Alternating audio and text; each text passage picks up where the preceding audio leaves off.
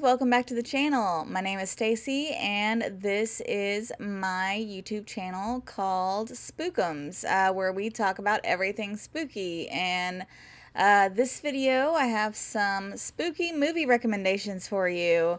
You know, I tried to do some like movie reviews. That's what this channel originally kind of started out being, is movie reviews. But I wasn't that great at it. Like, I just don't think I have a whole lot of, like, really insightful, like, things to say about movies, but I do love horror movies, and I've watched a ton of horror movies. I can at least recommend some to you guys, so that's what we're gonna try to turn any of my horror movie content into, is just a few recommendations here and there as I watch something interesting. Okay, so I'll tell you a little bit what they're about and just tell you some things I liked about them. So the first horror movie I want to recommend is The Night House. This, you know, some places this movie says it came out in 2020 and some places it says 2021. So fairly recent. And I have the description off of IMDb because that I'll just kind of paraphrase because they do a better job than me. So, okay, so The Night House, starring Rebecca Hall. Rebecca Hall she's been in a few things, but she was also in The Gift, and she was the girl that Iron Man hooks up with in Iron Man 3 on New Year's in 1999. And then, you know, she comes back. She's in quite a bit of the Iron Man 3 movie. Okay, so having buried her husband recently, emotionally scarred, grief-stricken high school teacher, not student, high school teacher Beth returns to the spacious, eerily vacant lake house he built for her in the heart of a gloomy forest. But as Beth tries to pick up the pieces, shadows and blood-curdling reflections on the windows start to taunt her, and suddenly she finds herself opening boxes, rummaging through her husband's belongings, and little by little, Beth's intense late-night nightmares become increasingly vivid, taking a toll on her already fragile sanity. So, yeah, her husband has passed away.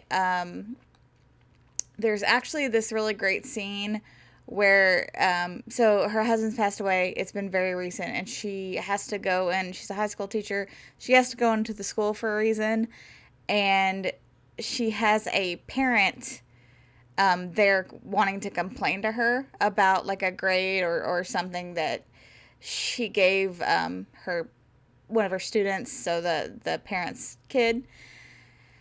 And man, if you want an example of how to instantly love a main character, it's exactly how she handled that. Rebecca Hall is absolutely wonderful in this movie, and the movie would be very lacking if they hadn't got someone so capable. Like, she's really great. And yeah, so kind of a creepy house by the lake. She starts going through having hallucinations, of course, dealing with grief. I really like the grief factor in this movie. I think it's handled pretty well. Like, it feels more real, and it doesn't feel like tropey. Like, I don't feel I've seen grief portrayed this way before, the way that, like, I feel like this is a real character and this is how she would handle grief. So again, I guess I'm just saying that Rebecca Hall is really great. Yeah, so I like those two things. The scares are done pretty well. You know, jump scares have their place, and there are some in this movie, but not anything like kind of the, you know, creepy CGI face forefront in the camera that you see a lot of places. This is very, like I remember, it's actually been a couple weeks since I watched it, but I remember the one part, she wakes up and, like, her stereo is just blasting. And she's just, it's not quite a jump scare, but it is very kind of jarring. I feel like this has happened to me before, too. Like, something, like, feels like or maybe like you have headphones in something and it's turned up really loud and it slips out. It's just it's very like a very jarring scene in the movie, and that was really good. Everything like that's done really well. The way they play with negative space, and you're not going to know what I mean until you watch the movie, but wow, is that cool? That's kind of, I don't know, feels original. I'm sure somebody can name another movie that they've done that in, but I thought it was cool. So I I hate to even say this out loud because it's almost like, I don't know, a weird bragging thing that people do, how they can always be like, oh, I totally knew that was coming. I totally knew that was coming. I do tend to sort of guess the ends of movies sometimes. And I don't see how you could see this ending coming. Like you might guess aspects of it, but there's no way you're going to guess this exact ending. I just don't think you will. You may not like it. Like, I can see some people not really digging the ending. I thought it was really good. Like, I was like, I mean, I think this is a really good movie. I remember part of the way through it, my husband's like, if this movie can stick the landing, this is going to be a really, really solid movie. And in my opinion, it definitely sticks the landing. It's not something I expected. And it's, you know, a lot of things have been done, right? So I try to give movies a bit of grace, and like, I know everything's been done, so I just appreciate it when it's something new, something different. This is not a super fast-paced movie. That's not.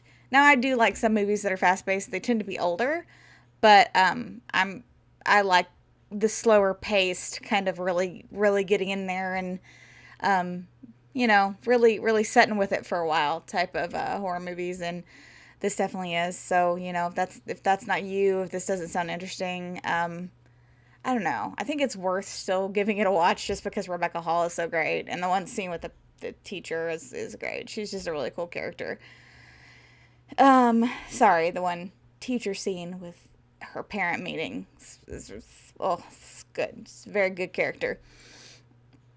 All right, so that was The Night House. Watch it. Super good.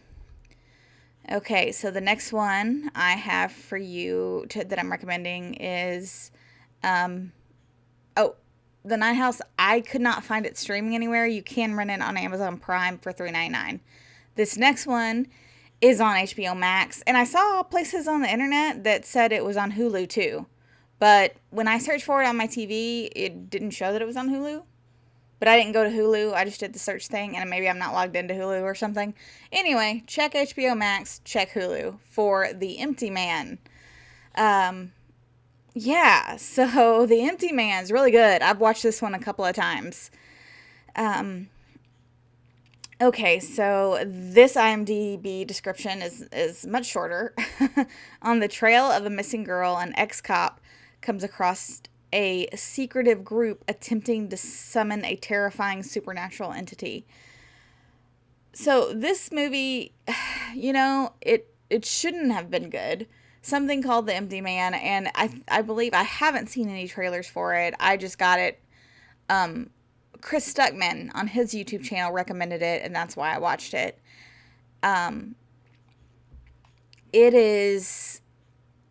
It seems like it's going to be Slender Man. Like The Empty Man, right? It seems like it was marketed more as like a creepypasta type movie. Creepypasta just means stories on the internet. But stories on the internet that like Slender Man was, somebody came up with it on the internet, and then a whole bunch of different people wrote different origin stories and different stories about him and all this kind of stuff. I won't go into the history of Slender Man. That doesn't make sense. The Empty Man is kind of like that, right? Like it seems like it's going to be that type of movie, but it is not. It is so much more. Like, it is nothing like Slender Man. Like, this is a really, like, first off, it's kind of like 4 movies in one. So It kind of starts out like this creepy mountain kind of. Weird things happen in the wilderness. We need help, but we're so isolated we can't get to it easily. Type of movie, which I totally would have watched. I thought that was going to be the whole movie. I was like, yep, I'm down. Just good. Keep going. Then it turns in to kind of your, oh, there's like the spooky thing that kids are afraid of. Right? That's what I kind of mean by like a Slender Man or a Bye Bye Man or kind of a urban legend is really what they were called before that. Kind of an urban legend type movie. The kids all know about, this certain the thing, and if our Bloody Mary type of situation. If you do the thing at the place, you get eaten by the empty man or the Bloody Mary or the Slender, that sort of movie. So it kind of seems like it's going to be that. It has so many horror tropes in it done so well. It's got cult movie, like kind of aspects. There's a creepy summer camp. There's a creepy videotape. There's creepy, like, shit written in blood on mirrors. Like, we got all these horror movie tropes, and but they're all done really well, and it is very different. It is different. When all is said and done, this is a different movie. It is over 2 hours long, so prepare for almost it's got an ex-cop in it. He's trying to find the missing girl, so you're almost going on a little bit of a police drama ride. I really liked it. It's super good. I think you should watch it. Just, be patient. It's creepy. It's worth it. All right, well, my battery is about to die, so thank you so much for watching, and let me know what you think of these movies down below. If you have any recommendations for me, please leave them, and I will see you when I talk about the next spooky movie. Bye.